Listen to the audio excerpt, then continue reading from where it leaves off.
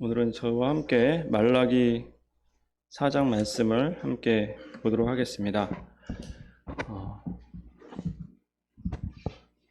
사회 보시는 형제님께서도 말씀하셨듯이 마지막 수요 집회이고 또 마지막 말라기 4장 구약의 마지막인 책입니다. 이 4장을 통해서 저희들이 교훈받을 수 있는 부분이 어떤 부분인지 함께 나누도록 하겠습니다. 함께 4장이 좀 짧으니까 그 3장 16절부터 4장 6절까지 이어서 읽도록 하겠습니다. 다 같이 한 목소리로 읽도록 하겠습니다. 시작. 그때 여호와를 경외하는 자들이 피차에 말하매 여호와께서 그것을 분명히 들으시고 여호와를 경외하는 자와 그 이름을 존중히 여기는 자를 위하여 여호와 앞에 있는 기념책에 기록하셨느니라. 만군의 여호와가 이르노라. 나는 내가 정한 날에 그들을 나의 특별한 소유로 삼을 것이요 또 사람이 자기를 섬기는 아들을 아낀같이 내가 그들을 아끼리니 그때 너희가 돌아와서 의인과 악인을 분별하고 하나님을 섬기는 자와 섬기지 아니하는 자를 분별하리라. 만군의 여호와가 이르노라.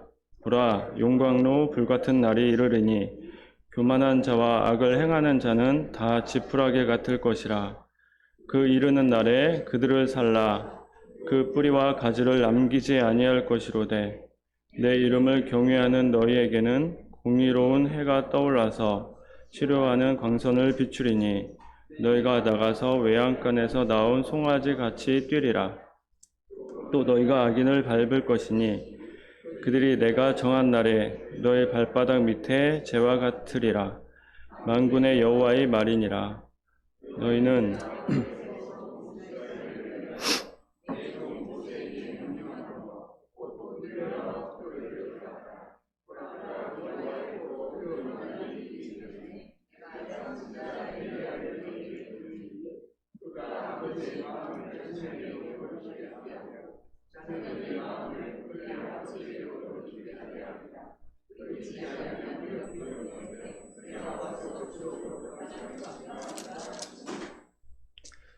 네, 오늘 보실 4장 말씀은 6절로 짧게 되어 있습니다.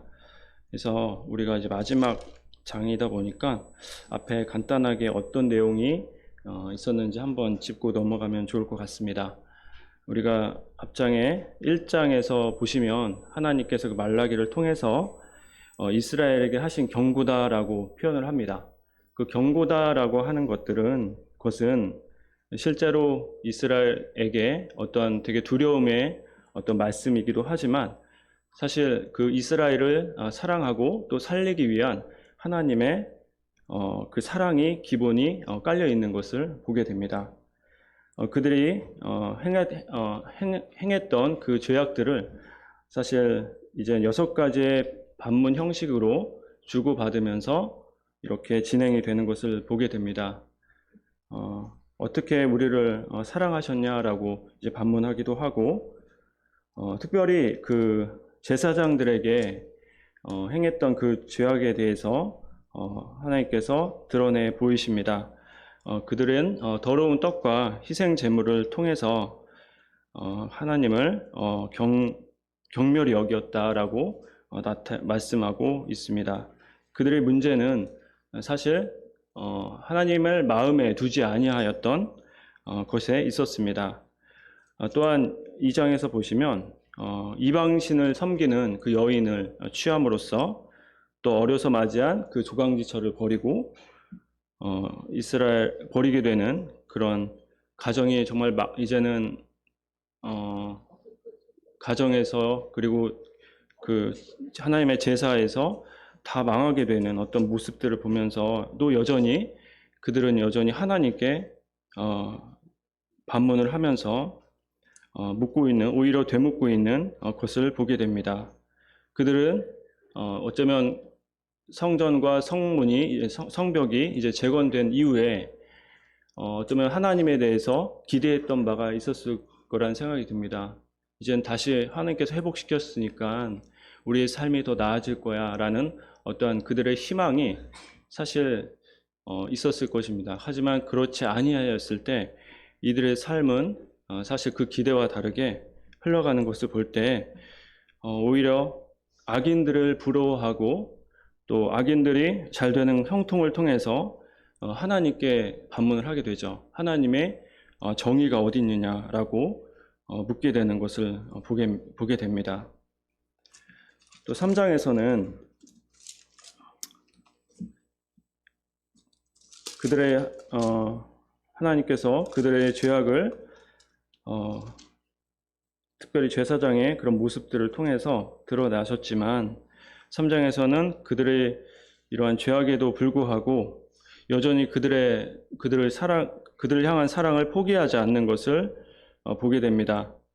두 사자라고 표현한 그 언약의 사자, 하나님의 사자를 보내겠다라는 말씀을 하시면서 여전히 그들에게 돌아오라고 그 언약을 성취할 것이고 이제 다시 돌아오라고 말씀을 하십니다. 하지만 그들은 이 대답에도 이러한 하나님의 말씀에도 불구하고 여전히 냉소적이고 어떻게 하면 하나님께 돌아가리까라고 되묻습니다. 그랬을 때 하나님께서 너의 온전한 11조를 바치라라고 말씀을 합니다.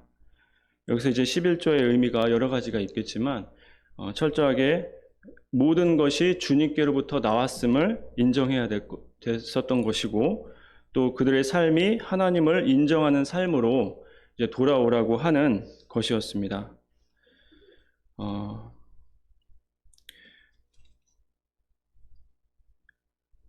그들의 이런 모습들은 사실 어떻게 보면 굉장히 불의해 보이고 하나님께서 이들을 멸하셔도 정말 이상하지 않을 만큼 사실 하나님께 정말 경멸히 여기는 그런 태도들을 보면서 어떻게 이들을 이렇게 사랑하셨는지에 대한 부분을 다시 한번 생각해 보게 됩니다. 여전히 그들을 하나님의 언약 가운데 두시고 그 1장에 보시면 그 이스라엘을 택했던 그 야곱을 사랑했던 그 은혜로 택했던 그 하나님께서 여전히 그들을 택하시고 그 약속을 끝까지 지키실 거라고 라고 말씀을 하고 계십니다. 오늘 읽었던 3장 후반절에 보시면 그 하나님을 반면에 경외하고 하나님을 잘 섬기는 그런 사람들에게 하나님께서 반드시 기억하신다고 되어 있죠. 그 기념책에 기록할 것이다 라고 표현이 되어 있습니다. 하나님은 사실 다 아시죠. 아시고 다 기억하시는 분이신데 기념책에 기록한다라는 의미는 사실 정말로 잊지 않겠다, 너희들을 잊지 않겠다라는 어떠한 강한 하나님의 의지적인 표현이라고 보여집니다.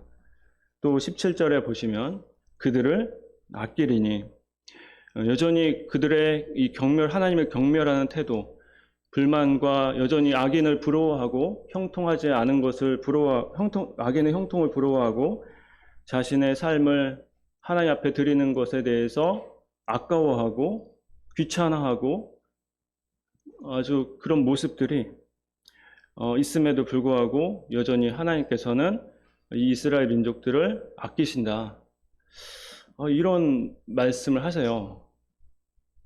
경고에도 불구하고 그들은 여전히 돌이키지 않는 상태에서 여전히 하나님께서는 이런 말씀을 계속 하시고 계십니다.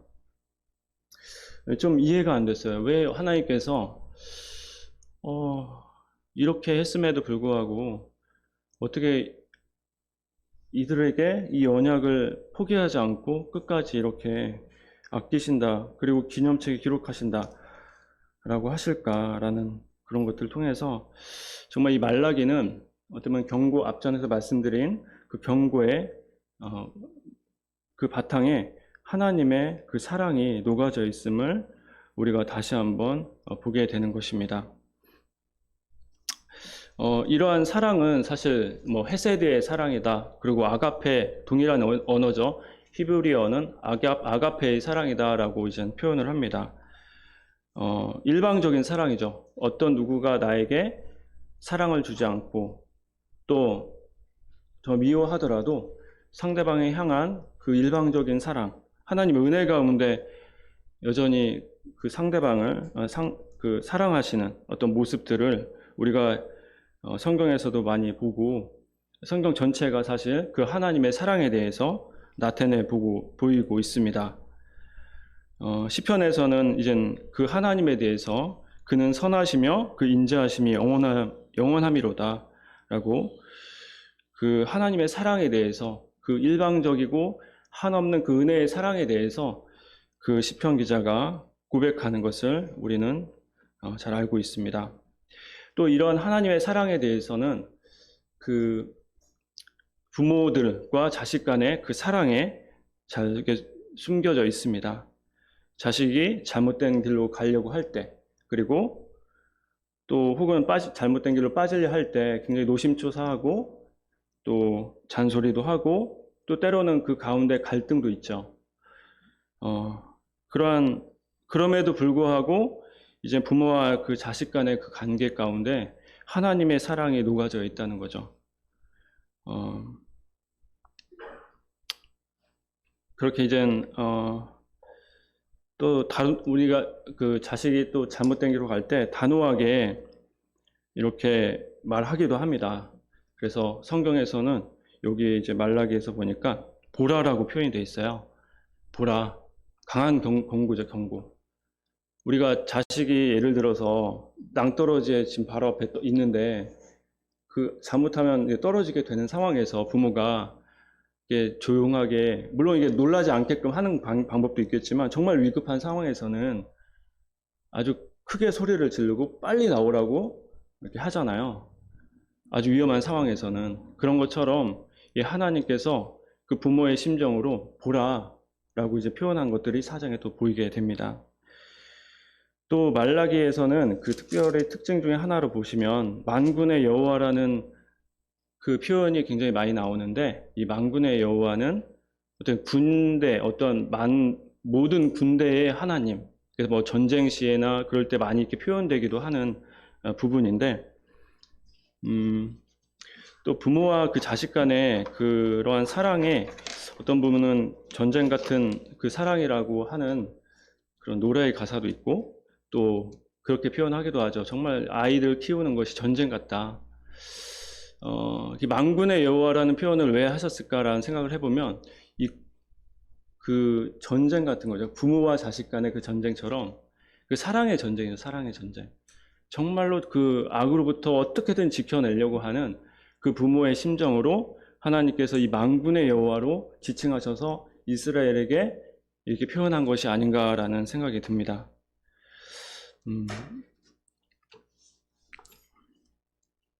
어떤 것보다도 사실 그 하나님께서 우리를 사랑하셨기 때문이죠. 로마서 8장에서는 우리 주 그리스도 예수 안에 있는 하나님의 사랑에서 끊을 수 없다라고 표현이 되어 있습니다. 하나님의 그 사랑은 세상 어떤 것도 끊을 수 없다라고 되어 있습니다. 하나님께서 오늘 4장을 통해서 이 어둠 가운데 있는 이스라엘 민족에게 여전히 그들의 사랑함 가운데 경고하고 계십니다. 또 동일하게 그 사랑과 미래에 대한 소망에 대해서 함께 교훈을 받기를 원합니다. 그 4장 1절에 보시면 만군의 여호와가 이르노라 보라 용광로에 불같은 날이 이르리니 교만한 자와 악을 행하는 자는 다 지푸라기 같을 것이라. 그 이르는 날에 그들을 살라 그 뿌리와 가지를 남기지 아니할 것이로되.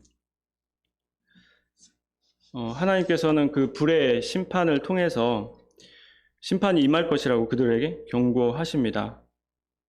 하나님 외의 것으로 기반이 놓여 있는 것들은 결국 다 사라질 것입니다. 그 기반에 어떤 위에 있는 어떤 재료의 문제도 아니고, 그 기반 위에 있는 어떤 설계도의 문제도 아니고, 또 어떤 인테리어의 문제도 아니고, 어느 기초에 놓여져 있느냐의 문제입니다. 하나님의 반석 위에 집을 짓지 않은 자들은 이와 같을 것입니다. 우리가 잘 알듯이 고린도전서 3장에서는 이 공적에 대해서 다 불로 살라질 것이고 하나님 것만 남을 것이다라고 말씀을 하고 있습니다. 또 그 마태복음 7장에서는 이 모래 위에 지은 집이라고 표현을 하죠.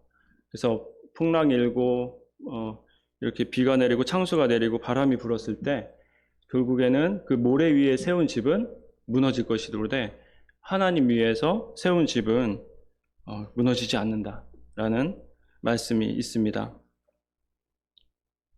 그 사단에 속한 세상은 그것이 이젠 어떤 돈과 명예와 같은 것으로 집을 세우라고 여전히 우리에게 유혹하고 있습니다. 그 악인의 흥황을 통해서 그 하나님의 정의가 어딨냐며라고 이렇게 따졌던 그 이스라엘 민족이 있었죠. 근데 이스라엘 민족은 그 아래에 놓여진 그 기초인 하나님을 알아보지 못했습니다. 동일하게 우리가 안에 있는 이 기초가 무엇인지 한번 생각해 봤으면 좋겠습니다. 여전히 내 안에 내 중심적인 그 기반이 하나님의 것인지 아니면 세상이 추구하는 것들인지에 대한 부분을 우리는 봐야 할 것입니다. 여전히 세상에서도 그렇지만 이 교회 안에서도 사실 이런 것들이 웅크리고 있죠. 우리가 여전히 무언가로부터 으뜸이 되고자 하는 그런 마음들이 있습니다. 그것이 몰래 이렇게 감춰져 있어요. 우리 스스로도 잘 모를 수가 있어요. 그런 부분은. 유다서에는 그런 분이 있었죠, 실제로. 그래서 으뜸이 되고자 해서 사람을 다 내치고, 포용해야 되는데, 이제 다 내치고, 자기가 으뜸이 되고자 하는 그런 사람도 있었습니다. 그래서 우리는 이런 것들에 대해서, 사단이 여전히 그것으로부터 우리를 유혹하고 분리시키려 하는 그런 것들을 경계해야 될 것입니다. 그것이 바로 그런 마음이 있다면 우리는 하나님 앞에서 반드시 회개하고 돌이켜야 되고, 왜냐하면 그것이 하나님께서 교만이고 악을 행하는 것이라고 보시기 때문입니다. 또한 여기 표현에 지푸라기 같을 것이다 라는 표현을 하고 있는데, 저는 이제 시골에 가면 가끔 지금도 지푸라기로 이렇게 불을 때요. 요즘에는 뭐 캠핑도 사람들이 많이 다니니까 그런 불 때는 도구들이 잘 돼 있잖아요. 이제 저는 사실 아직도 그 전통 방식을 더 선호합니다. 그래서 지푸라기를 가지고 와서 불로 이렇게 떼면 바로 이제 불이 붙기도 하고, 사실 살짝 젖어 있으면 붙지도 않겠지만 잘 이렇게 마른 지푸라기 같은 경우는 굉장히 화력이 좋기 때문에 불이 잘 붙습니다. 그래가지고 근데 이 지푸라기의 특징이 뭐냐면 이 화력은 굉장히 강한데 흔적도 없이 그냥 재만 남아서, 이제는 나무 같은 경우는 이게 가지가 남고 뭐 이렇게 뭐랄까 숯이 남잖아요. 근데 이 지푸라기 같은 경우는 흔적도 없이 그냥 사라져 버리죠.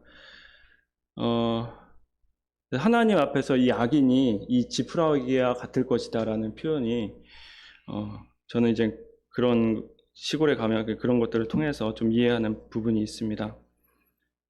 그래서 여전히 하나님께서 그 악인에 대해서 이렇게 모조리 소멸할 것이다 라는 표현을 쓰고 있습니다. 2절에 보면 내 이름을 경외하는 너희에게는 공의로운 해가 떠올라서 치료하는 광선을 비추리니 너희가 나가서 외양간에서 나온 송아지같이 뛰리라. 악인에게는 이제 불의 심판이 있었죠. 그 반대로 그분의 이름을 경외하는 자들에게는 공의로운 해가 떠올라서 치료의 광선을 비출 것이다 라고 말씀해 주고 있습니다. 이 공의로운 해라고 표현하는 것은 하나님이라고 이제는 성경에서 해라고 묘사되는 부분은 하나님을 묘사한 경우들이 많습니다. 그 하나님께서 이제는 그들을 치료의 광선으로 비춰주시고 치료해 주신다고 말씀하고 있습니다. 이 치료의 광선이라고 표현되어 있는 이 광선이라는 부분은 영어 성경에나 뭐 킹제임스 버전 이렇게 보면 wing이라고 돼 있어요. 날개라고 돼 있어요. 그래서 여기서 왜 이걸 광선이라 표현했는지라는 좀 의아함이 있지만 이게 해를 좀 강조하기 위해서 그 치료에 대한 부분을 또 표현하기 위한 부분에 있어서 광선이라고 표현했는지는 모르겠습니다. 근데 이제 두 가지로 생각해 보면 좋을 것 같아요. 하나님의 그 치료의 광선도 있지만 날개라고 표현해도 괜찮을 것 같습니다. 왜냐하면 성경에서 이 날개는 되게 하나님의 보호하심이 있거든요. 보호하심으로 많이 묘사된 부분이 있거든요. 시편에서는 시편 17편에서는 주의 날개 그늘 아래 감추사라고 표현이 됐고요. 또 내가 주의 날개 그늘에서 즐겁게 부르리이다. 다윗이 이렇게 하나님의 날개를 이렇게 시적으로 표현을 했습니다. 그리고 새가 날개치며 그 새끼를 보호한 같이 나 만군의 여호와가 예루살렘을 보호할 것이다 라고 표현하고 있습니다. 또 암탉이 그 새끼를 날개에 모은 같이 내가 네 자녀를 모으려 한 일이 몇 번이냐라고 이 마태복음에서도 표현해주고 있습니다. 이 날개, 하나님의 날개, 그 보호, 치료죠. 사실 어떻게 보면 부모들의 품 안에서 그 자녀들이 또 치유되고 하는 것처럼 하나님께서 치료의 광선도 바라시지만 사실 그 날개, 하나님의 그 보호하심에 우리를 여전히 두고 계십니다. 조류는 그 날개가 굉장히 중요해요. 예전에 제가 그거를 어떻게 알았냐면 제가 이제 군 생활을 상근 예비역을 저는 했거든요. 근데 그 산 중턱에 이게 닭을 키웠어요. 중대장님이 이렇게 닭을 대민지원 가면 돈은 못 받으니까 닭 같은 거 병아리 같은 거 받아가지고 그 위에 산에다 풀어놓고 이렇게 울타리를 쳐서 거기서 이제 닭을 이렇게 양육을 사료를 주고 이렇게 키웠거든요. 근데 이게 닭이 계속 날개가 있으니까 담을 넘어버리니까 이제 고양이가 다 잡아먹고 하는 거예요. 그래가지고 중대장님이 한 번은 그 가위를 가져오라 해가지고 그 닭을 잡더니 날개 깃털을 자르는 거죠. 깃털을 자르니까 이제 닭이 이제 날지를 못하는 거예요. 근데 이제 대부분 뭐 암탉이나 그런 닭들은 이렇게 자르면 이렇게 도망가고 하는데 거기서도 이제 대장이 있잖아요. 그 대장 닭을 이렇게 깃털을 자르니까 그 산에서 그냥 굴러버리더라고요. 그냥 죽은 것처럼 마치. 그래서 전 죽은 줄 알았어요. 닭이 잘못 잘랐나? 날개를 진짜 자른 건가? 근데 알고 보니까 기분이 나빴던 거죠, 자기가. 네. 그래가지고 다시 이렇게 일어나서 자기만의 그 동굴이 있는데 거기에 쏙 들어가가지고 째려보더라고요. 그래서 그걸 보면서 야, 이 참 날개가 중요하구나. 이 조류, 그 암탉도 조류라고 참 그것 자존심이 있구나. 그런 생각을 하면서 이 날개는 참 하나님의 날개의 표현을 그때 좀 생각이 이번 들어서 말씀을 드렸습니다. 또 뒤에 보면 외양간에서 나온 송아지 같이 뛰리라. 하나님의 보호함 가운데 있는 그 우리의 모습이 마치 그 외양간에 나온 송아지 같다라고 표현을 하고 있습니다. 이제 성경에 보면 시골적인 배경이 대부분이기 때문에 저는 시골에서 어렸을 때 자랐고 이런 배경을 좀 이해를 하기가 쉬워요. 조금 더. 왜냐면 제가 어렸을 때 소를 키웠거든요. 그러니까 뭐 소를 전문적으로 키운 건 아니고 아시겠지만 그 시골에는 그냥 기본적으로 농사도 있고 가축도 조금씩 키우거든요. 저희 집도 이제 소를 한 두세 마리 정도 키우고 염소도 키우고 막 이랬는데 뭐 지금처럼 뭐 축사를 세워서 뭐 전문적으로 한 건 아니었기 때문에 허름한 그 축사였고 나무로 이렇게 지어진 곳이었기 때문에 그게 이제 뭐 튼튼하지 않죠. 그러니까 송아지가 태어나면 뭐 한 2, 3일, 뭐 두세 시간 만에 이게 걷거든요. 그러면 이제 그 안에서 어미는 콧뚜레를 해가지고 움직이지 제대로 뭐 거기서 그냥 밥만 먹고 그런 상황이고 그 새끼 송아지는 그 안에서 우리 안에서 연마젖을 먹으면서 이렇게 자라게 되는데 간혹가다 나올 때가 있어요. 걔가 나와서 뛰어노는데 이게 막 넘어지기도 하고 너무 신나서 애가 신나는 거예요. 그래서 막 넘어지기도 하고 막 그런 모습들을 보면서 한편으로는 지금 생각하면 좀 되게 안타깝기도 하고 그 자유함을 누리는 거잖아요. 잠시만이라도. 너무나 안타깝기도 하지만 그 자유함을 기뻐하는 모습을 지금도 잊을 수가 없습니다. 그래서 이 표현이 참 적절한 표현이라는 생각이 드는데, 그 펄쩍펄쩍 뛰면서 그 노는 송아지의 모습처럼 저희들이 이제는 그 자유함 가운데 있을 때 하나님께서 또 그 가운데 기뻐하는 그런 모습들을 나타내 보이는 것을 보게 됩니다. 근데 여전히 그 송아지는 멀리 가진 않아요. 그 부모의 곁에서 여전히 그 자유함을 이렇게 누리게 되거든요. 그래서 그 어미소 보호 아래 있을 때 그 자녀가 또 평안과 또 자유함을 누리게 되는 것처럼 하나님 안에서 그 보호받는 이스라엘, 그리고 우리가 그분 안에서 있을 때 그 참된 자유와 평강이 있음을 알게 됩니다. 그 이스라엘을 보호하신 하나님처럼 이방인이었던 우리에게 하나님께서는 그 자유를 주셨죠. 그리고 그 진리이신 독생자 예수 그리스도를 이 땅에 보내셨습니다. 요한복음에서는 진리를 알지니 진리가 너희를 자유롭게 하리라. 그리스도의 십자가의 대속으로 말미암아 그 죄의 멍에를 짊어졌던 저희를에게 참된 자유를 주셨습니다. 주의 영이 계신 곳에 자유함이 있느니라.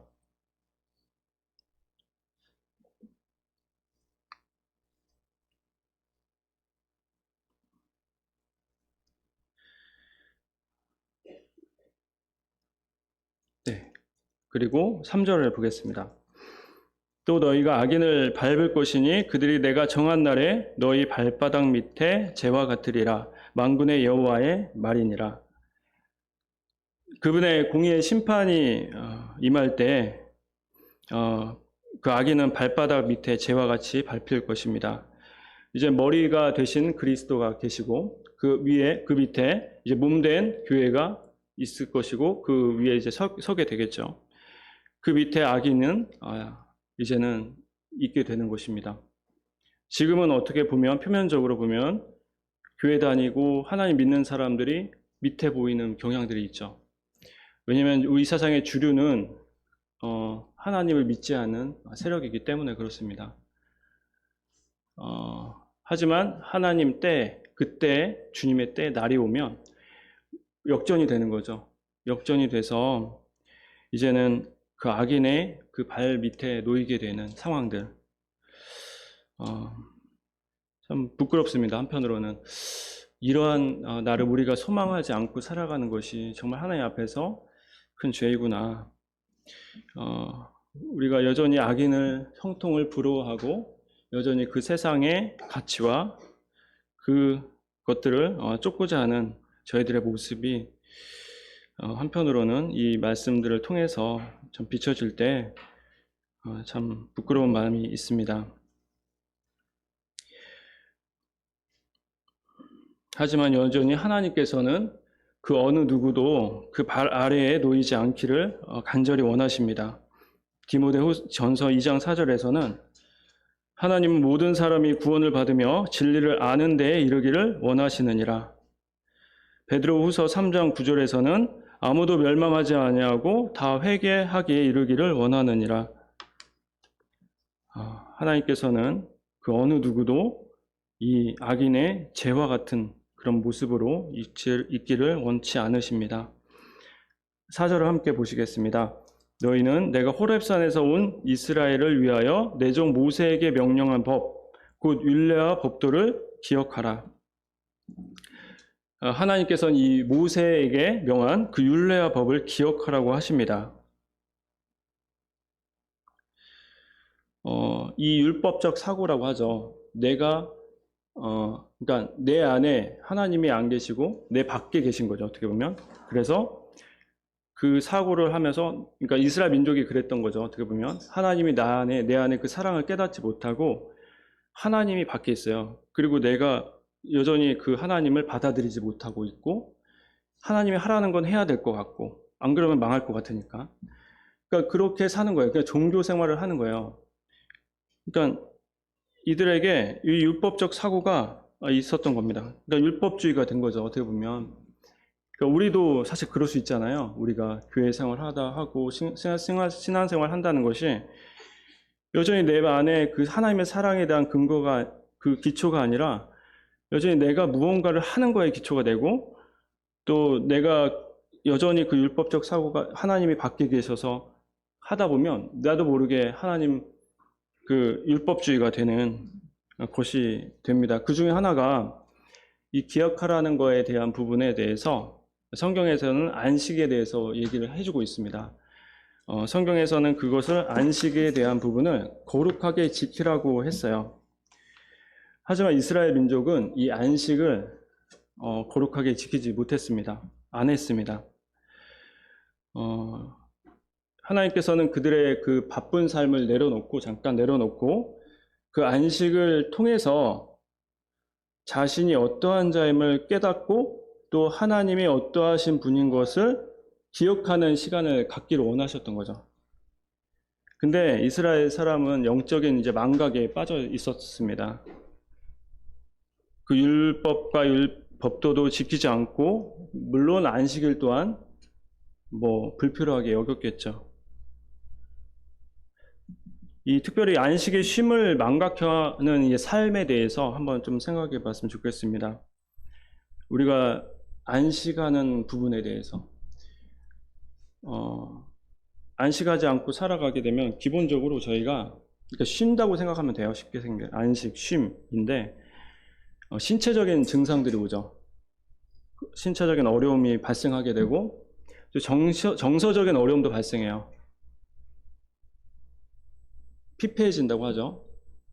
근데 결국에는 이게 영적인 문제까지 발생하게 됩니다. 근데 이게 문제가 뭐냐면 내가 어디서부터 잘못됐는지를 알지를 못해요.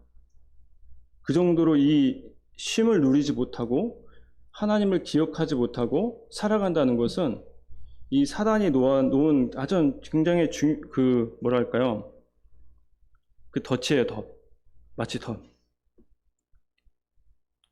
근데 이 부분에 대해서 우리는 쉽게 생각할 수 있다는 거예요. 당연하게 생각할 수 있고.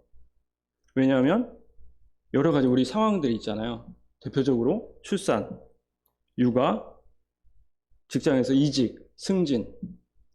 우리가 다 경험하고 간접적으로 경험하는 부분들인데 우리는 이것을 통해서 다 경험을 하는데 중요한 건 이런 이유로 인해서 쉼을 너무 쉽게 간과한다는 거죠. 네, 삶이 바쁘니까요. 몸이 힘드니까. 저도 이런 생각을 했던 것 같아요. 지금도 물론 안 하는 건 아닌 것 같은데,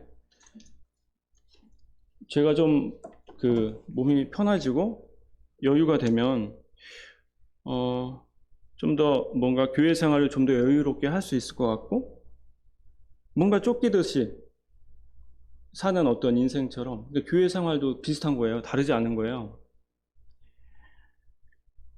그럼 왜 그럴까라는 생각이 좀 들었어요. 근데 예전에 제가 육아휴직을 한 3개월 정도 한 적이 있었는데, 그래, 한번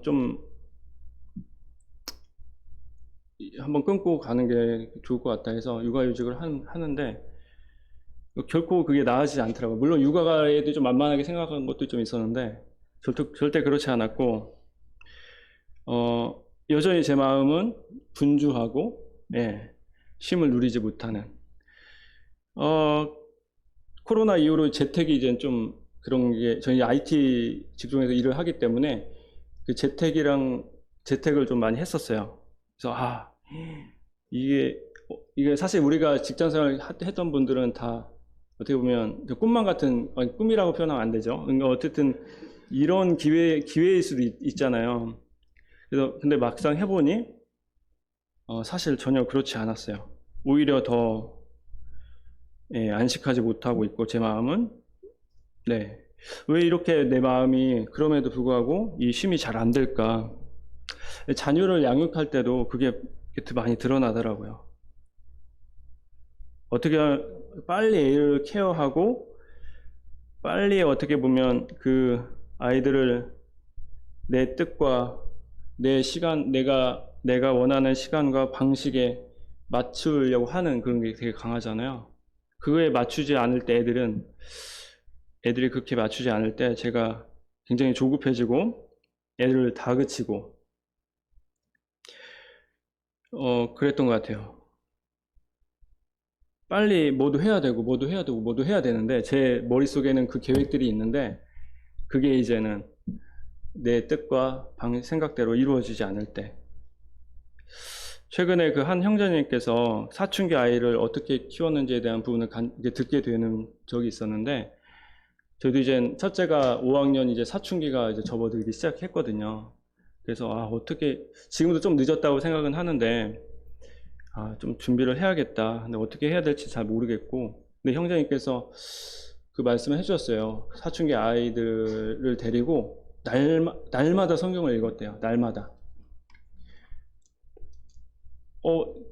주 중에 한 번은 그래도 저는 읽었다고 생각했고, 토요일에 읽고, 사실 그것도 어떻게 보면 만족은 안 됐죠. 그렇지만 내 나름대로 한다고 했는데, 그분은 이제 매일 하셨다는 거예요. 어떻게 매일 했지? 근데 생각해 보면 매일 하면 하는 거잖아요. 사실 내 시간을 포기하면 되는 거잖아요. 그래서 한번 해보자. 그래서 거의 한 두 달 가까이 된 것 같은데, 한두 달 됐나요? 근데 하니까 내가 해야 될 운동 포기하고 취미생활 포기하고 그게 하거든요. 근데 그게 오히려 정말 저한테 많이 유익이 되고, 다들 경험을 하셨겠지만 이것이 나에게 쉼을 주는구나라는 생각을 하는 거예요. 제가 혼자서 신나요. 그냥 애들 가르칠 때, 막 이렇게 할 때, 뭐 애들은 듣는지 말는지 모르겠어요, 사실. 근데 제가, 이런 말씀이, 이런 혼자서 흥분하고, 애들 유일하게 안 혼내는 시간이거든요, 제가. 성경 볼 때. 그래서 애들도 그걸 알고 있어요. 그래가지고, 네, 어쨌든. 그래서, 여기서 내가 쉼을 얻고 있었구나. 어떤 분이 그랬어요. 학생회를 제가 한 10년 가까이 했는데, 어떻게 10년 가까이 할 수가 있었냐. 나 대답을 잘 못했어요. 벌써 10년이 됐네. 되돌아보니까 아이들 가르치면서 내가 공부한 거, 거기서 제가 쉼을 얻고 있었던 것 같아요. 그 제가 가만히 생각하면 청년 때 같은 경우는 잘은 못 치지만 피아노, 기타 치면서 찬양 불렀던 것 같아요. 찬양 부르고 말씀 듣고. 그러고 저 막 휴가 보냈어요. 그때 당시에. 갈 데가 없는 거예요. 그러니까 저만 휴가인데 놀 사람도 별로 없고 다 직장 다니고 학교 다니고 하는데 갈 데가 없는 거예요. 그래서 교회 가서 에어컨 틀어놓고 막 크게 영상 틀어놓고 거기서 막 그 말씀 듣고 막 찬양했던 그 기억이 있거든요. 그러니까 되돌아보니까 하나님께서 그 쉼에 대한 부분을 우리 삶 가운데 그러니까 기억하라고 주신 거구나. 우리가 만찬 예배를 주중에 이렇게 드리는 게 바로 그런 의미잖아요. 사실 우리가 그 가운데서 우리 자신을 알게 되고 하나님의 어떠하심을 우리가 발견하게 되는 거. 왜냐하면 우리는 망각하기 쉬운 것을 하나님께서 아셨기 때문에 이걸 명령처럼 이렇게 말씀하신 것 같습니다.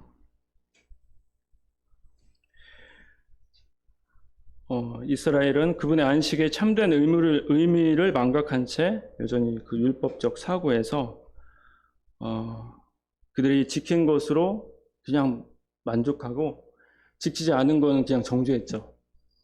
그렇게 될 수밖에 없었어요. 그냥 율법주의였기 때문에.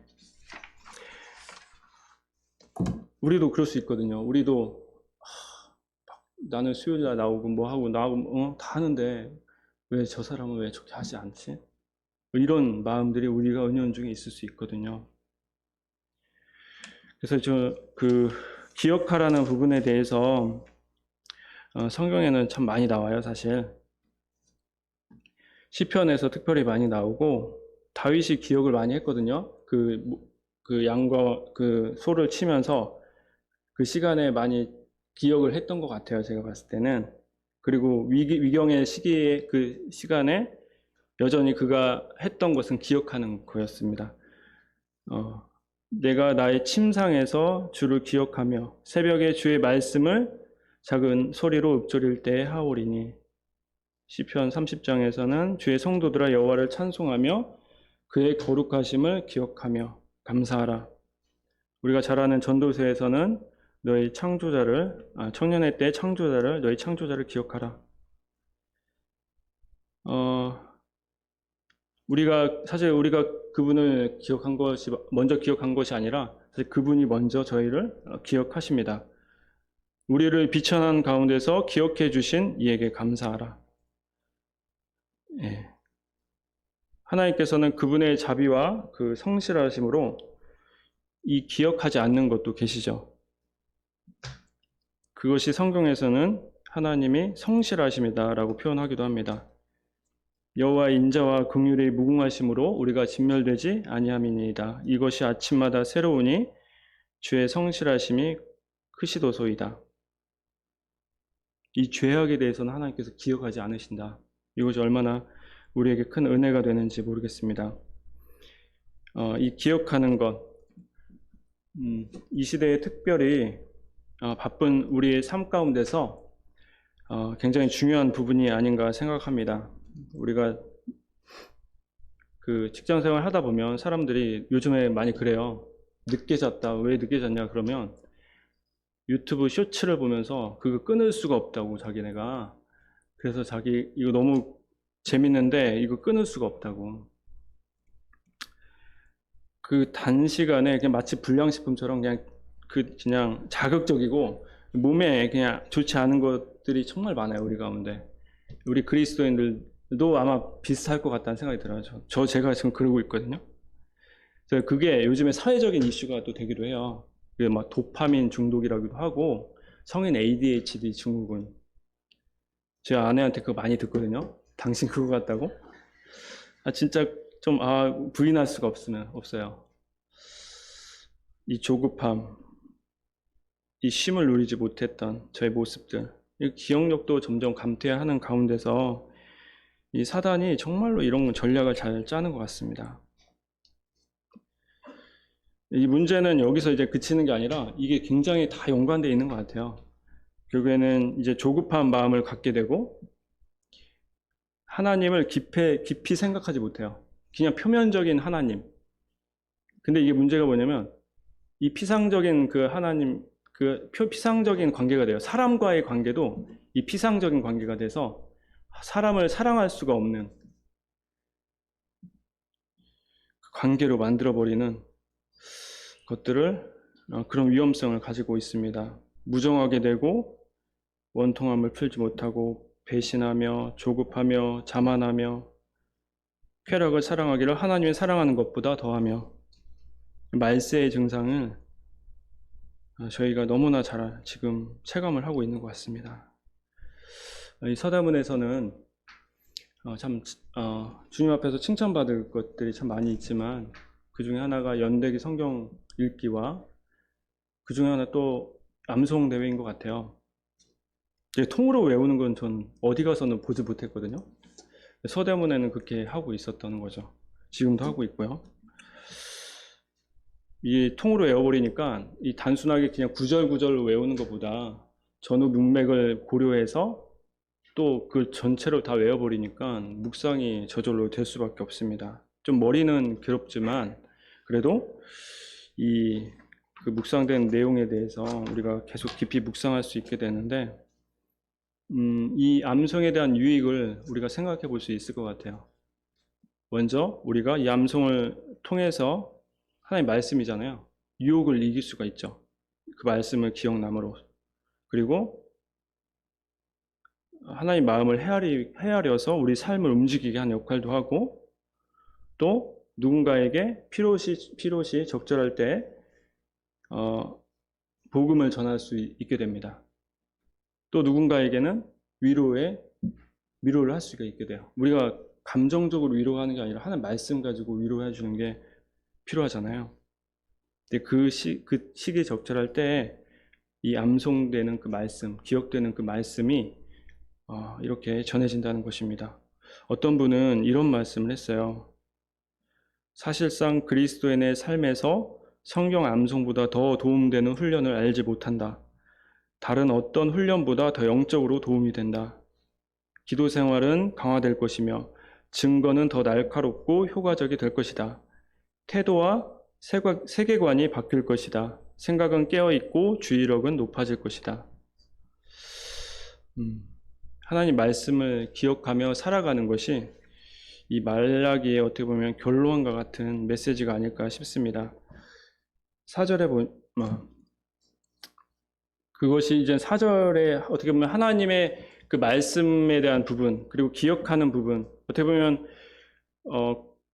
과거적인 그리고 물론 현재를 우리가 살아가는 상황에서 하나님의 말씀하셨던 부분에 대한 부분 측면에서 보면 좀 과거라고 보시면, 이젠 앞으로, 그 5절 이후에서는 어떤 미래적인 측면, 그럼 어떤 걸 우리가 이 과거의 것을 가지고 미래를 살아갈 것인가. 그래서 5절에 보시면 보라, 그 앞에 제가 말씀드렸죠. 이 보라라는 의미가 있다고. 여호와의 크고 두려운 날이 이르기 전 내가 선지자 엘리야를 너희에게 보내리니 라고 되어 있습니다. 선지자 엘리야라고 표현한 것은 우리가 잘 알다시피 이 세례 요한이라고 생각이 듭니다. 그리고 또 다른 사자일 수도 있습니다.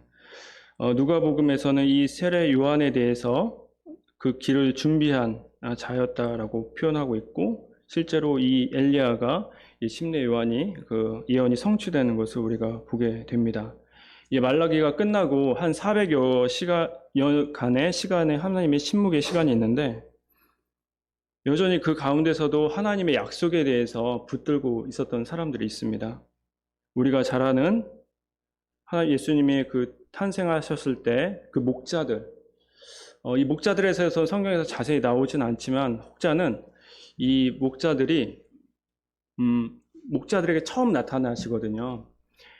다른 사람들이 아니라. 그런데 혹자들은 목자들의 좀 뭐랄까 가난하고 좀 궁핍한 사람들, 그런 불쌍한 사람들이기 때문에라고 하지만, 또 어떤 사람들은 이제 그렇게 하게 한 거는 목자들에게 신뢰가 되는 그 분별인 것 같고, 혹자들은 그 성경 구약에 나오는 레갑 족속이다라고 표현을 하기도 하거든요. 레갑 족속 직접적으로 이게 매칭되진 않지만, 그들이 행했던 모습, 그리고 그들은 이제 집을 짓지 아니하고 포도주도 마시지 아니하고 농사도 짓지 아니하고 그냥 유목 생활을 했거든요. 하나님을 신실하게 섬겼던 사람들이었어요. 사실 수백 년이 흘렀는데도 불구하고 그 조상이 명했던 그 명령을 그대로 행했고, 또 그 후에도 이들이 성문에 대해서 분문을 이렇게 건축하는 것을 보게 되거든요. 그러니까 하나님께서 이들을 바벨론 포로로 보내지 않았어요. 이들은 왜냐하면 딱 보기에는 유목하는 사람들이기 때문에 바벨론에서 포로로 다 잡아간 사람들, 다 유능한 사람들, 그런 사람들 잡아갔거든요. 하나님께서 이들을 끝까지 지키시겠다. 근데 이게 그 지역이나 예루살렘 지역에서 이들이 유목을 했는데, 이들에게 어쩌면 하나님의 그 언약이 그대로 성취되면서 이 목자들에게 하나님께서 처음 나타나셨다라고 어떤 분은 분별하기도 합니다. 그게 물론 지나친 분별일 수도 있겠지만, 저는 하나님께서 이런 자들을 분명히 기억하시고 계시고 나타내신다 라고 생각이 듭니다. 또 세례 요한의 부모였던 우리가 잘 아는 엘리사벳과 엘리사벳과 사가랴와 엘리사벳이 있었죠. 그들의 이름과 같이 하나님은 신실하시다.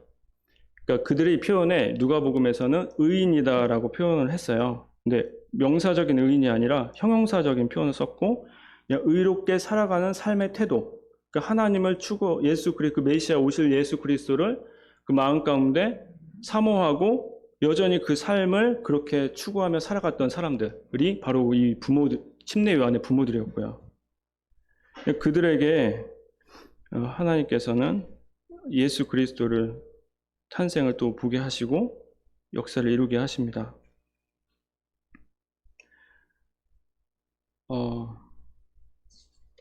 우리에게도 동일하게 이 시대를 살아가는 저희들에게 하나님이 약속하신 부분이 있죠.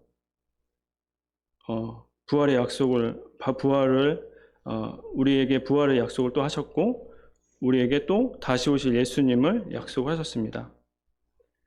그들의 삶이 이 목자들 이런 사람들을 보면 바로 반응을 하거든요. 예수님이 오셨다 하니까 여기에 이런 뜸들이지 않아요. 그냥 바로 가서 그냥 하거든요. 이들의 삶의 태도는 그냥 수동적인 기다림의 모습이 아니었어요. 오셨구나. 바로 그냥. 굉장히 적극적인 기다림이었고, 예, 삶의 자세였다는 것입니다. 우리 해산할 때 아이들을 갖고 있는 우리 임산부들은 아이를 보호하려고 어떻게든 하잖아요. 그 좋은 거 먹이려고 하고, 그죠? 좋은 거 봐야 되고, 어떻게든 애를 지켜내고 좋게 만들고 하기 위해서 또 그때를 또 간절하게 기다리잖아요. 굉장히 적극적인 모습이죠. 또 우리가 이민을 간다고 하면 이민 가는 건 더 좋은 곳을 우리가 바라면서 준비하는 거잖아요. 물론 안 그럴 수도 있겠지만 대부분. 근데 그 준비하면서 이젠 본국의 삶을 정리하겠죠. 정리하고 감소하게 하고, 그죠? 소망하면서 이제 며칠 남았다. 드디어 하고 가는 거잖아요. 그때 위에서. 이게 굉장히 적극적이에요. 그리고 결혼도 마찬가지죠. 신랑과 신부가 그 결혼식, 함께 살 날을 위해서 준비하는 그 과정들, 정결하게 준비하고 여러 살림도 준비하면서 서로 사랑을 확인하고 살아가는 것들은 굉장히 적극적인 표현입니다. 이것이 우리가 살아가고 우리가 하나님께서 약속하신 것을 기다리는 삶의 자세라고 보여집니다. 하나님께서는 이젠 과거의 어떤 모세를 말씀하신 그 말씀을 기억하라 함과 동시에 이제는 장차 도래하게 될 미래의 약속까지 우리에게 주어지는 것을 보게 됩니다. 6절에 보시면 그가 아버지의 마음을 자녀에게 돌이키게 하고 자녀들의 마음을 그들의 아버지에게로 돌이키게 하리라. 돌이키지 아니하면 들었건대 내가 와서 저주로 그 땅을 칠까 하노라 하시니라. 이 돌이키다라는 의미는 회개랑 동일한 의미로 쓰였습니다. 이 회개의 사역, 이 침례 요한이 이런 회개의 사역을 했죠. 하나님의 그 백성들이 하나님께 그 마음을 향할 수 있도록 그들의 마음을 준비하는 그 사역을 했습니다. 회개하는 것, 돌이키는 것, 이것이 참 중요한 것 같습니다. 우리가 삶 가운데서 지금 우리의 삶이 그 하나님 밖에 있다면, 하나님 우리의 그 밖에 있다면, 여전히 하나님께서 우리가 문을 두드리고 계신다면 안 되잖아요. 정말 안타까운 현실 모습이잖아요. 그래서 우리가 여전히 그 가운데 어떤 곳에 지금 저희가 있는지 한번 돌아보면 좋을 것 같고, 잘못된 곳에 우리가 지금 현재 발걸음, 우리 마음이 있다면 하나님이 마음이 있는 곳으로 저희들이 회개하고 돌이키는 것. 그래서 여전히 소망과 기쁨으로 있는 곳에 저희들의 발걸음이 있는 것. 이것이 필요한 것 같습니다. 말씀을 정리하겠습니다. 이스라엘의 무지함에도 불구하고 하나님께서는 여전히 그들을 얼마나 사랑하고 계신지를 나타내 보이셨습니다. 세상의 성공과 자랑이 하나님의 것보다 앞서고 그 가운데 하나님을 향한 원망과 불신이 그들에게 있었지만 하나님께서는 그 사랑을 결코 포기하지 않으시고 자신의 사랑을 나타내 보이셨습니다. 마지막 4장을 통해서 그 사랑에 대한 하나님을 심판과 또 우리의 공적이 그분 앞에 드러날 것을 말씀하셨고 또 경외하는 자들에게는 공의로운 해로 그분의 치료와 그리고 보호하심, 그 날개의 보호하심 가운데 두시는 것을 또 말씀하셨고 세 번째로 기억하는 것. 이 시대에서 특별히 이 망각되어지는 이 시대 가운데서 얼마나 이것이 중요한 것인지 안식에 대한 부분과 함께 말씀드렸습니다. 그리고 네 번째 마지막으로 미래에 대한 약속이었습니다. 우리가 그 하나님의 약속을 기다리는 삶의 자세, 태도에 대해서 함께 살펴봤습니다. 이상으로 말라기 4장 말씀을 마치겠습니다. 기도하고